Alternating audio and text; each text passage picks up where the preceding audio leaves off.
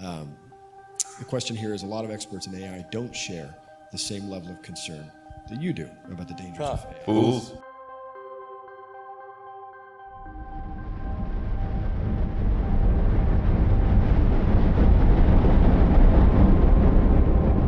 For the first time in the history of Earth, in 4.5 billion years, the window of possibility is open for us to extend life to another planet.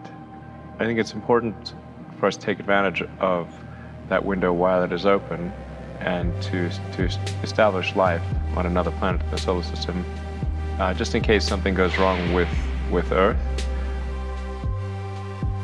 Just think about how we relate to ants. Okay, we don't hate them. We don't go out of our way to harm them. In fact, sometimes we take pains not to harm them. We step over them on the sidewalk. But whenever their presence seriously conflicts with one of our goals, let's say when constructing a building like this one, we annihilate them without a qualm.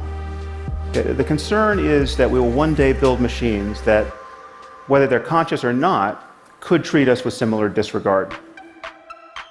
It's like if you know that there's likely to be, we don't know, but there's likely to be another Dark Ages, which it seems, my guess is there probably will be at some point, then we want to make sure that there's enough of a seed of human civilization somewhere else to bring civilization back and perhaps shorten the length of the Dark Ages. I think that's why it's important to get a self-sustaining base.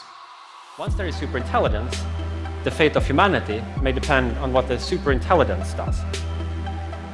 Think about it. Machine intelligence is the last invention that humanity will ever need to make. The machines will then be better at inventing than we are, and they'll be doing so on digital timescales. The point here is that we should not be confident in our ability to keep a superintelligent genie locked up in its bottle forever. Sooner or later, it will out.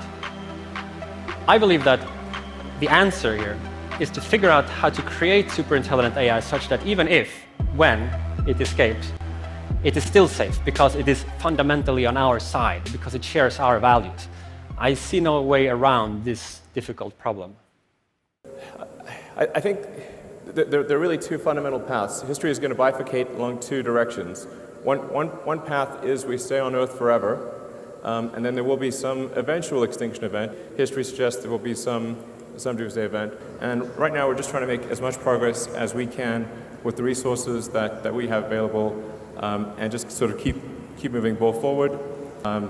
And I should say also the main reason I'm personally accumulating assets is in order to fund this.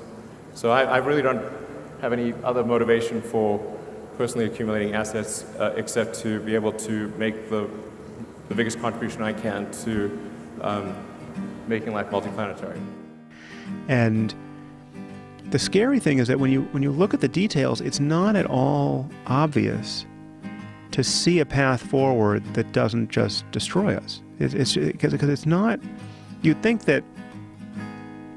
I mean, I think most people's default bias, and it was mine, frankly, going into this, was, well, this probably is kind of like Y2K, right? Everyone is worried that the clocks are going to change and all of our computers are going to seize up, and we're going to have a real problem on our hands. But the clock changes and nothing happens, right? So this is just, you got a bunch of nerds worried about something that just doesn't happen, right? So is that an analogy for this situation? And it really isn't.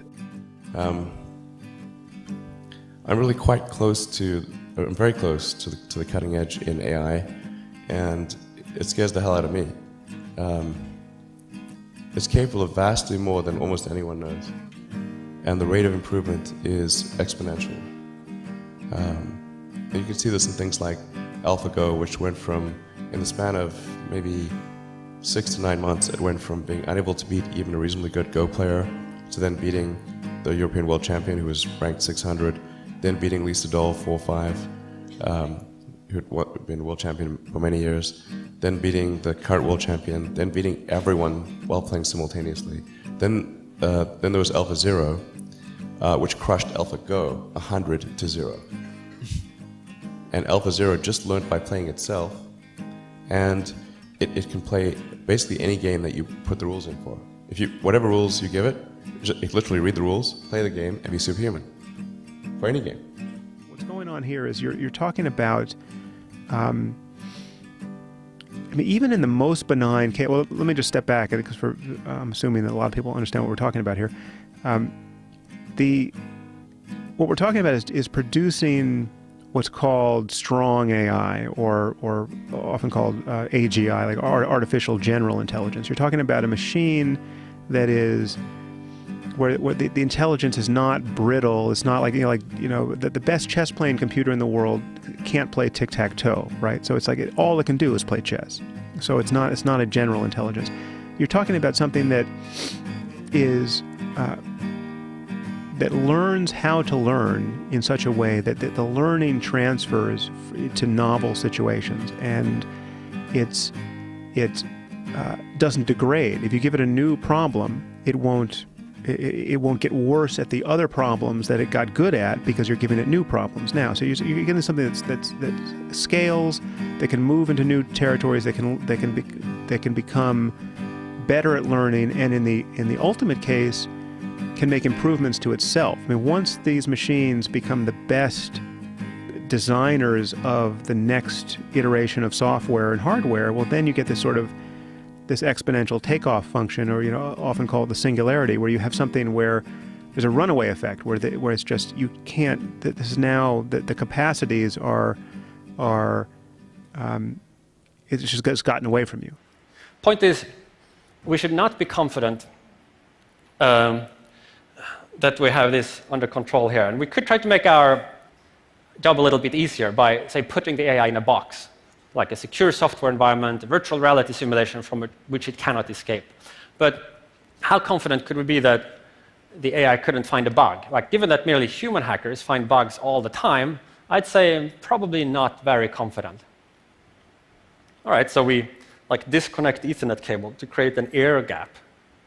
But again, merely human hackers routinely transgress air gaps. More creative scenarios are also possible. Like, if you're the AI, you could imagine wiggling electrodes around in your internal circuitry to create radio waves that you can use to communicate. Or maybe you could pretend to malfunction, and then when the programmers open you up to see what went wrong with you, they look at the source code, bam, the manipulation can take place. The tricky thing about predicting things when there's an exponential is that an exponential looks linear close up, but it's not linear. So and AI appears to be accelerating, from what I can see. Do you look at autonomous driving and point AIs like the Siri-like functionality as your guidepost? Well, I had sort of a debate about something like, is AI accelerating or not? And he was saying, well, what's the y-axis?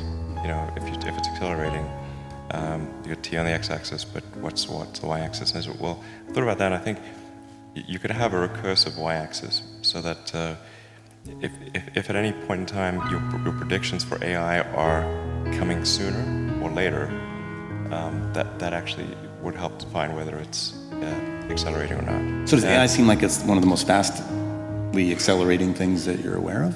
Yes. And I can certainly see that with autonomous driving, where 3 years ago I thought it was 10 years away, and then 2 years ago I thought it was 5 years away. Now I think it's 3 years away, or less than 3 years away.